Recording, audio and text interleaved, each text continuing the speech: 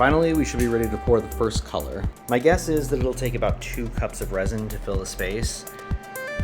Although it's a little hard to tell with this deep of plastic because I'm going to be using double the resin, but we're going to start off with 2 cups anyway. I'm going to start with a matcha green color. I find that when mixing resin, if you start with the hardener first, it's a little bit easier to mix because the resin itself is going to be a lot thicker than the hardener. And so if you start with the thinner material, then mixing in the resin doesn't make it stick to the sides. Next we'll add the resin, go up to 16 ounces here, and then finally add the pigment. I like a heavy concentration of mica powders when I'm doing the inlaid resin because if I don't, then it tends to darken the color quite a bit. I prefer to stir the resin with a drill attachment to get a smoother, consistent mixing, but it's important not to go too fast or else you fold in a lot of bubbles into the resin. I'm pretty happy with this color. I think it looks great for a military mech.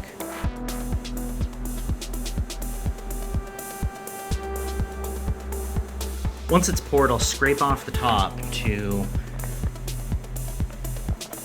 reveal the shapes underneath and make sure that there are no pockets of air. With everything poured and scraped, now I'm ready to torch the surface of it with a simple propane torch. Typically with resin, you're doing this to reduce the bubble count on the revealed side, but as the finished product will be on the underside, this is really to expose some of the areas that may not have resin deep in their pockets. Basically, it traps air bubbles and the torches help reveal those pocketed bits of air, and it allows the resin to sink inside. One good thing about the way that this resin method works is that I don't care as much about this backside. You can see over here that it's super dusty, super dirty, and I don't care about dust particles or debris getting trapped on the surface because the surface isn't what you see in the very end. It's the underside. And now, since we're going to do one clean camera cut, I'm going to pretend that this shelter didn't fall apart like 5 times when I was building it. So there we go. Shelter done, insulated, it should be able to cure, and now we're done with the first of 15 colors.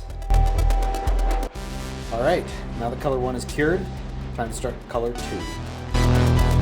Here's the color we're doing, a dark brown color. You can start to see the image in the background.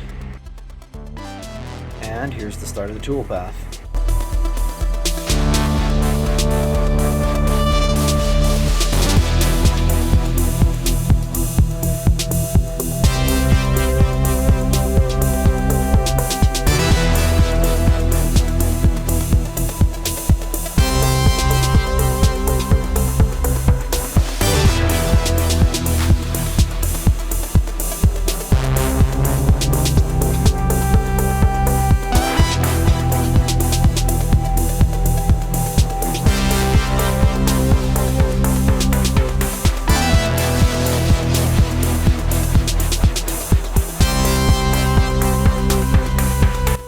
Here with Randall Bills, and we are doing the next cut. Sweet!